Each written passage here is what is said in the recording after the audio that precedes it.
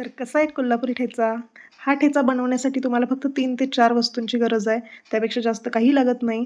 जास्त तिखट पण नाही आणि खूप कमी तिखट पण नाही असा सगळ्यांना खाण्यासारखा असा ठेचा बनून तयार होईल. त्यासाठी आपण इथं मिरच्यांचे देठं काढून मिरच्या कट करून घेतलेल्या आहेत आणि जेवढ्या मिरच्या घेतल्यात त्याच्यापेक्षा अर्धा किंवा अर्ध्यापेक्षा थोडासा जास्त लसूण घ्यायचा आहे आणि इथं तव्यात थोडंसं तेल टाकलेलं आहे आणि लसूण आणि मिरच्या भाजायला टाकायच्या आहेत. त्या मस्तपैकी अशा छान भाजून घ्यायच्या आहेत. थोड्याशा कलर बदलेपर्यंत भाजायचं. त्यानंतर त्यात जिरे टाकायचे, मग मीठ टाकायचं आणि थोडंसं परतून घ्यायचं आणि त्यानंतर याला मिक्सरमध्ये फिरवायचं नाही बरं का.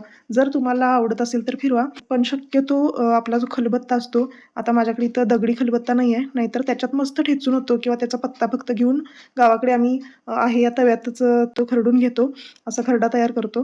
त्यामुळं इथं माझ्याकडे जर्मनचा खलबत्ता आहे, त्यामध्ये मी असा ठेचून घेतलेला आहे, मस्तपैकी खरडा तयार केलेला आहे. मग खरडा म्हणा किंवा ठेचा म्हणा, मस्त बनतो. अशा पद्धतीने तुम्ही एकदा खरडा नक्की बनवून बघा आणि आमच्यात तर लहान मुलांसकट सगळी भरपूर अक्षरशः भाजीसारखा ठेचा खातात आणि इथं बघू शकता आपलं ताट तयार आहे. पिठलं, भाकरी, ठेचा, दही मस्त.